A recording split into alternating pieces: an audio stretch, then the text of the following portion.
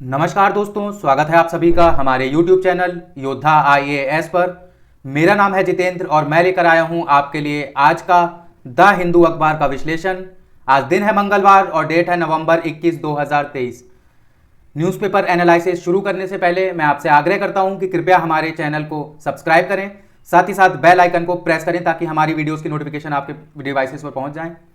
बहुत दिनों से हमने वीडियोस कवर नहीं की है द हिंदू अखबार की, तो अब हम आगे से शुरू करने जा रहे हैं कि हम वीकली करंट अफेयर्स अपने आईएएस से रिलेटेड हर संडे हम करंट अफेयर्स की एक पर्टिकुलर वीडियो जो कि पूरे हफ्ते को कवर करेगी वो हम डाला करेंगे। तो हमारे साथ बने रहिए, चैनल को सब्सक्राइब करिए। शुरू करते हैं पहली खबर के साथ। तो governor can not withhold repassed bill says supreme court, ये हमारी पहली खबर हो रही है। तो ये हमारी तमिलनाडु से एक रिलेटेड न्यूज़ है। तो सबसे पहले मैं आपको बैकग्राउंड बता देता हूं।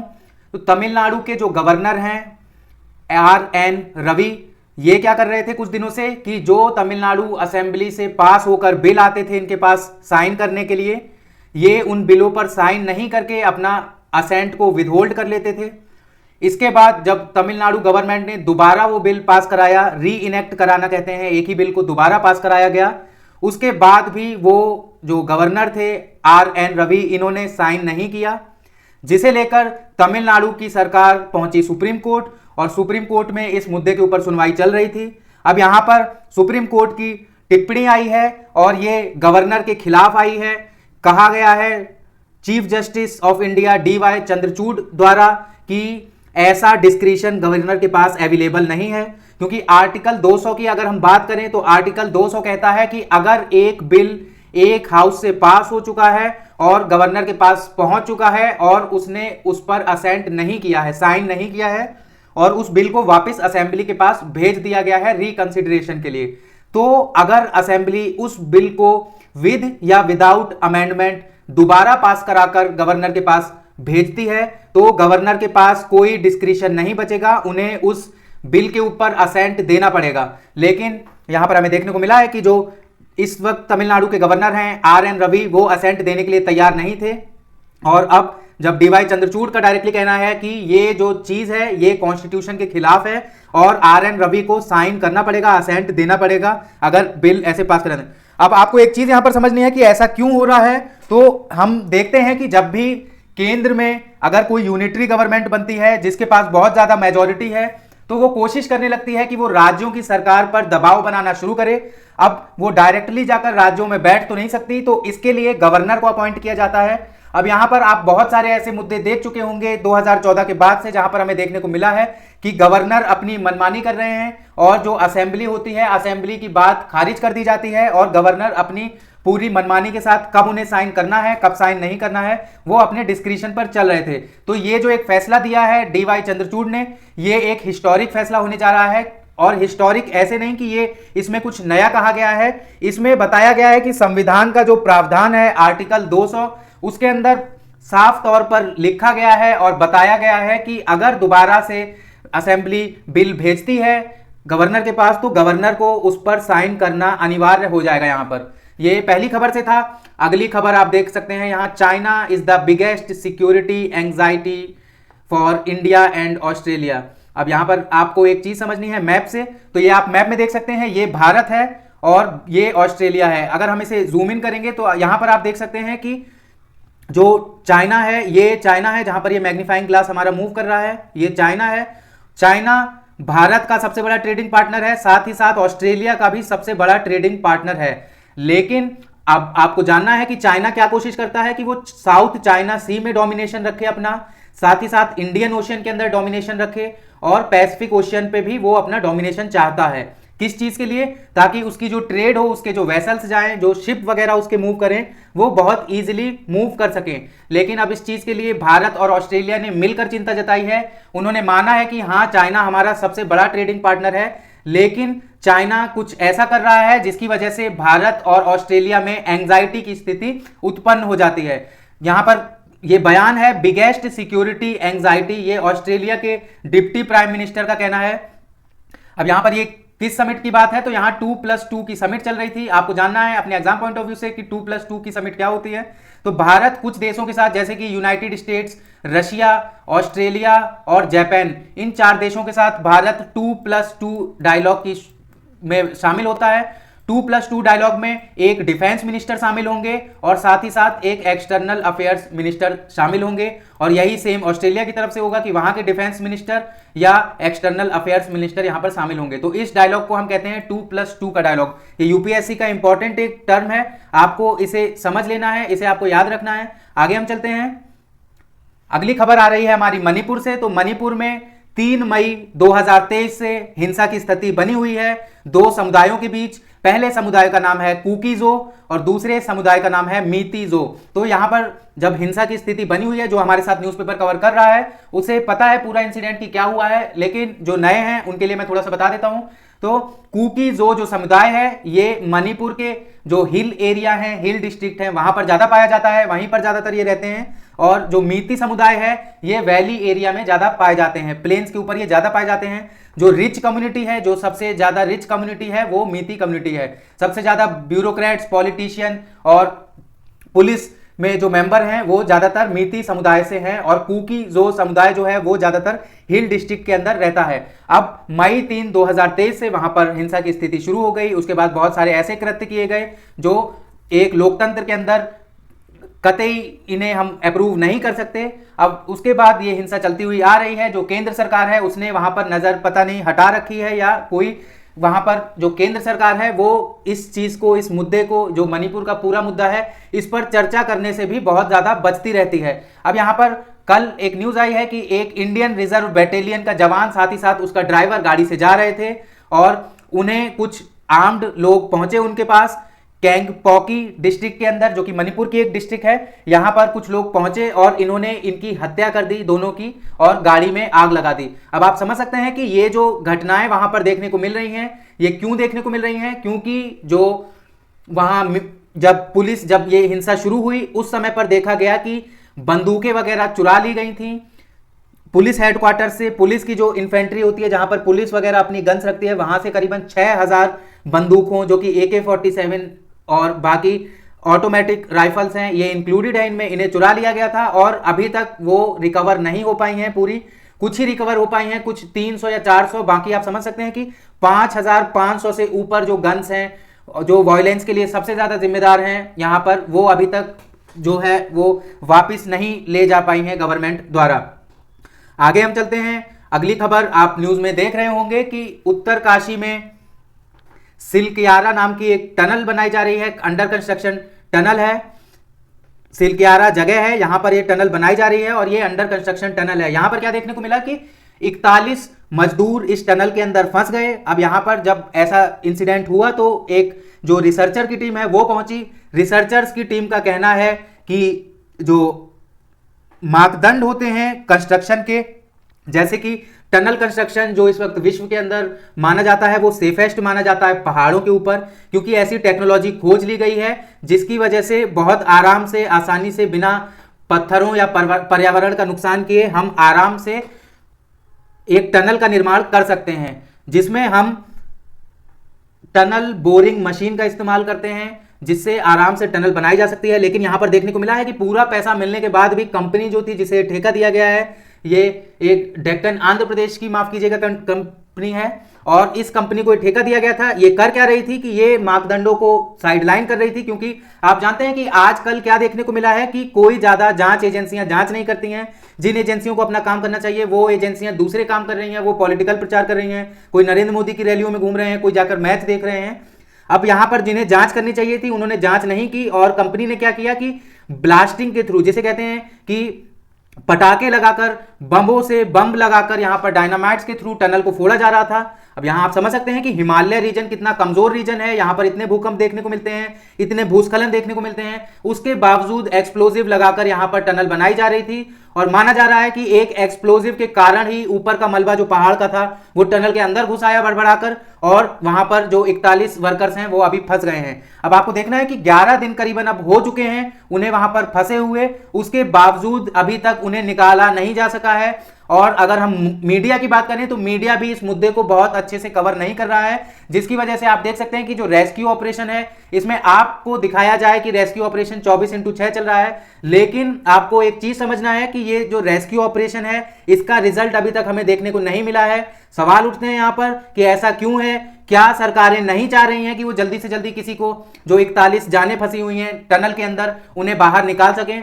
या दूसरी हम बात करें कि क्या ये व्यवस्था है सरकार की जिसमें, जैसे मैं आपको बताऊं कि जब टनल बनाई जाती है तो साथ में एक कंड्यूट पाइप भी लगाया जाता है जो टनल के साथ साथ चलता है, और जब तक पूरी टनल बनकर तैयार नहीं हो जाती उस कंड्यूट पाइप को नहीं हटाया जाता। ये कंड्यूट पाइप का इस्तेमाल किया जाता है कि जो वर्कर होगा, अगर मान लीजिए कि टनल गिर जाती है या धंस जाती है तो वर्कर उस पाइप के थ्रू वापस निकल सकते हैं।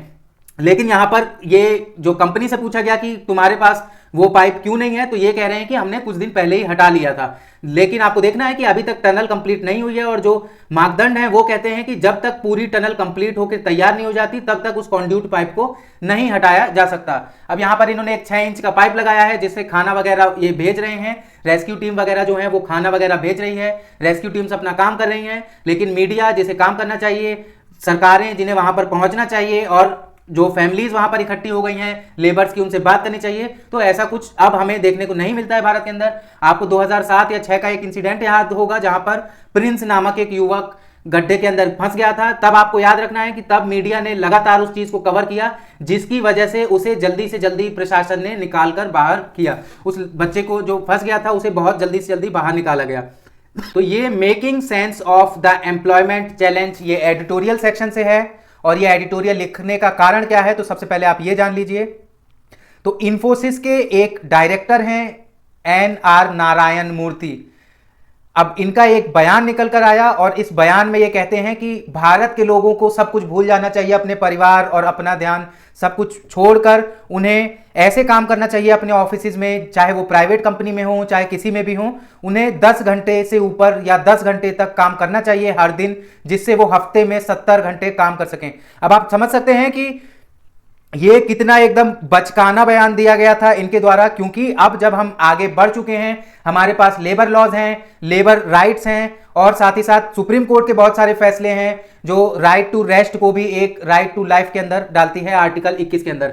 अब आप यहां पर ये आप देख सकते हैं कि ये जो NR नारायण मूर्ति हैं, इन्होंने बयान दिया कि जापान और जर्मनी वर्ल्ड वॉर 2 के बाद से यहाँ के लोग बहुत ज्यादा घंटों तक काम करते थे और जिसकी वजह से बहुत ज्यादा प्रोडक्शन देखने को मिला, और जो जापान को आज हम देख सकते हैं, जर्मनी को आज हम देख सकते हैं, तो वहां पर इतना ज्यादा विकास है। यही चीज हमें भारत के अंदर करनी चाहिए और बहुत ज्यादा विकास कर देना चाहिए। अब ये एडिटोरियल में जो लिखा गया है, ये बताया गया है कि कैसे जापान और जर्मनी के अंदर जब काम बढ़ाया गया तो उस वक्त जरूरत थी और काम मौजूद था।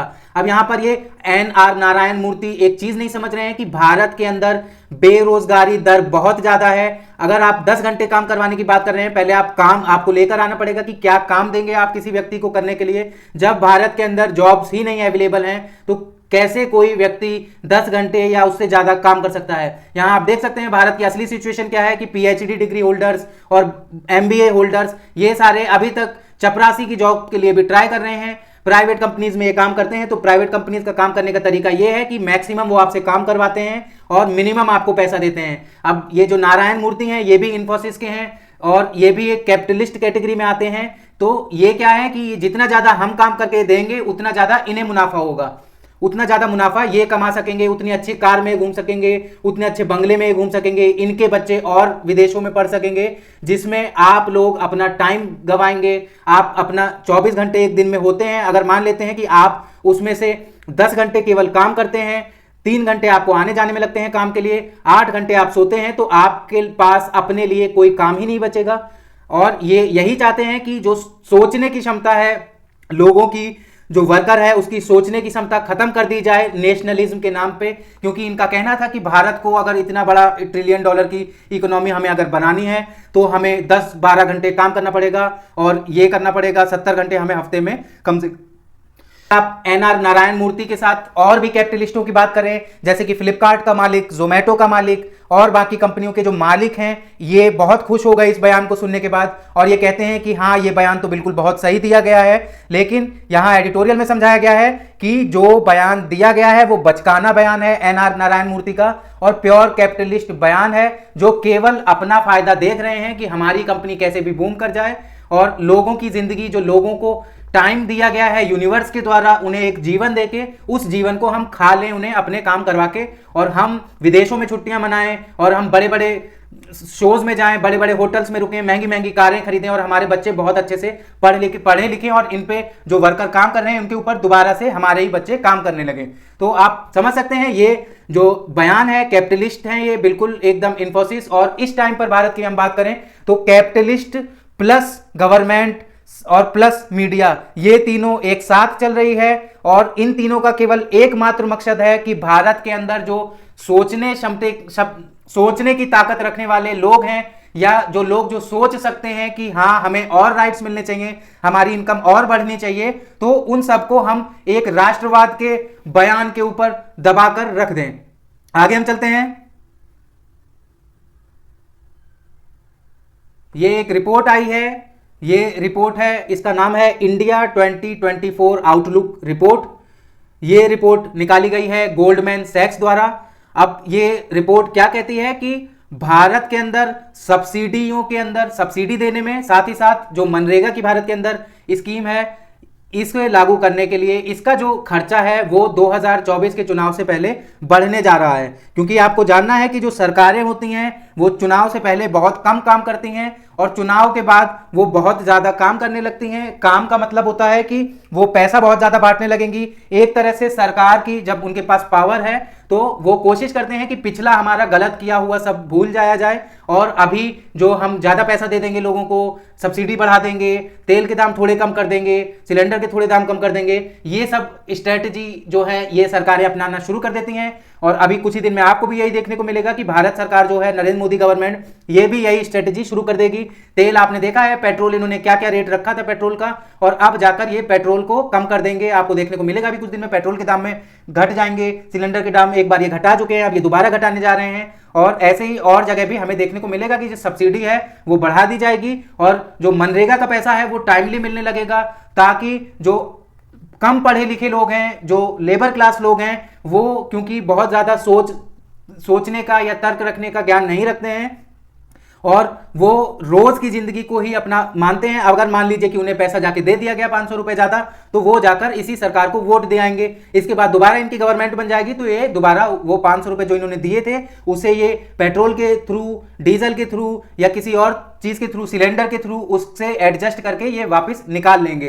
तो ये रिपोर्ट है गोल्डमैन सैक की, ये कहती है कि आरबीआई जो है वो भी अपना इंटरेस्ट रेट कम करने नहीं जा रही है अभी हाल में, और ये 2024 के अंत तक ही अपना इंटरेस्ट रेट कम करेगी और ज्यादा से ज्यादा 25 बेसिस पॉइंट पर टाइम ये कम करने जा रही है।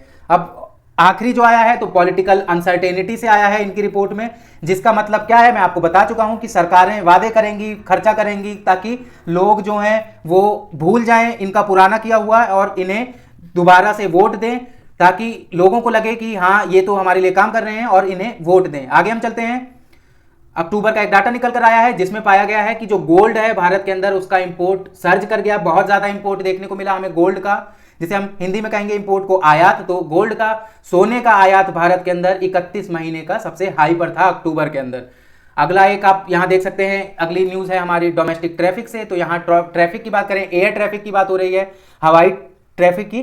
तो यहां पर देखने को मिला है कि अभी जो पैसेंजर्स हैं 2 दिन लगातार इन्होंने एक नया रिकॉर्ड बनाया है, 19 नवंबर और 20 नवंबर को। यहां पर शनिवार को देखने को मिला था कि 4,56,748 पैसेंजर्स ने ट्रेवल किया एयर फ्लाइट से, और उसके बाद अगले ही दिन देखने को मिला संडे को कि 4,56,910 पैसेंजर्स ने ट्रेवल किया। अब आपको ये चीज जाननी है कि लॉकडाउन के बाद क्या हुआ था कि जो हमारी एयर इंडस्ट्री थी वो बहुत ज्यादा घाटे में चली गई थी। अब हम समझ सकते हैं कि धीरे धीरे ये हमारी जो इंडस्ट्री है ये रिकवर करना शुरू कर चुकी है।